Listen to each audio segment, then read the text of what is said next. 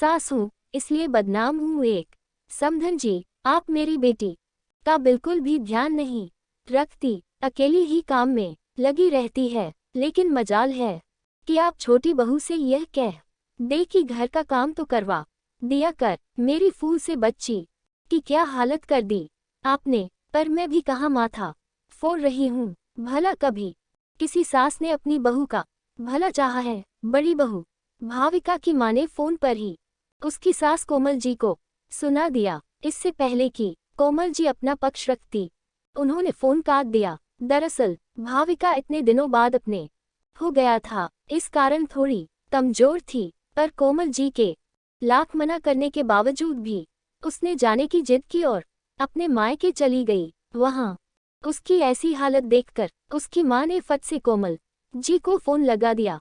कोमल जी के परिवार में उनके 2 बेटे और 2 बहुएं हैं।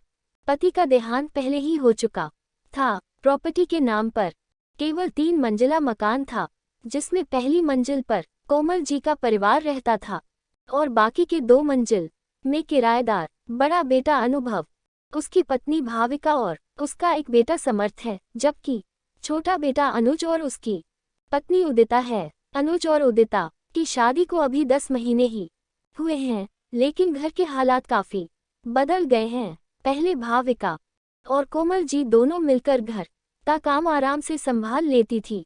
वहीं उदिता के आने के बाद दोनों बहुओं में काम को लेकर खींचातानी लगी रहती है। कारण उदिता की आदतें। उदिता को कोई मतलब नहीं कि घर में क्या हो रहा है। लेट उठना, घर के काम ना करना, जब मर्जी हो अपने मायके चले जाना, घर आए मेहमानों से कोई लेना देना नहीं, उसकी आदत में शुमार है।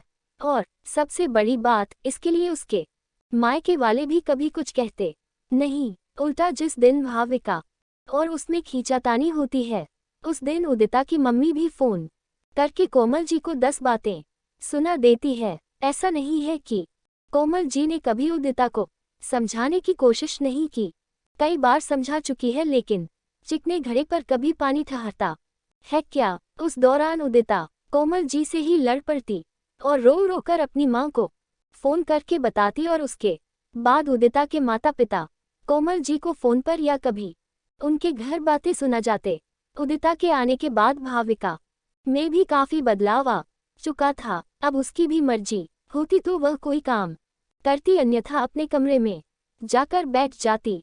जरा जरा सी बात पर अपने माता पिता को फोन कर देती। अपनी दोनों बहुओं के बीच में कोमल जी पीस चुकी थी। भाविका को जब टाइफाइड हुआ तो भी कोमल जी ने ही पूरा घर संभाला। उदिता ने कोई मदद नहीं की, अपितु काम ना करना पड़े इस डर से मायके जाकर बैठ गई। पर बजाय कोमल जी के पक्ष को समझने के भाविका और उसकी माँ ने इस तरह से बातें सुना दी, जो कोमल जी को काफी हद तक बुरी लगी।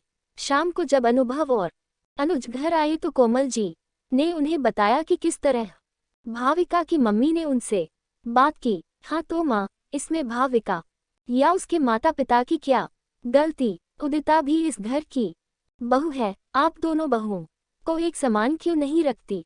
भैया बस भाभी अपने पेहर जाकर बैठ गई, इसमें उदिता की क्या गलती, वह तो यहाँ पर थी भी नहीं। अच्छा, भाविका क्या इस घर की नौकरानी है जो दिन भर घर का काम में लगी रहेगी। वह भी आखिर एक इंसान है। उदिता अभी नहीं है, उसे समझने में थोड़ा वक्त तो लगेगा ना। 10 महीने हो गई शादी को और कितना नहीं है। इतनी समझदारी तो खुद को रखनी चाहिए। सारी गलती माँ आपकी है, आपने सिर बैठा रखा है उसे। आप सास है, आप चाहे तो उसे समझा सकती है, लेकिन नहीं। भाविका कर रही ना अकेली काम। उदिता को भी प्यार से समझाया जा सकता है और भाभी हर समय उससे लड़ने को तैयार रहती है। माँ आपको भाभी को समझाना चाहिए। कोमल जी सुनकर अवाक रह गई कि बहुएं तो बहुएं, यहाँ बेटे भी अपने नहीं रहे।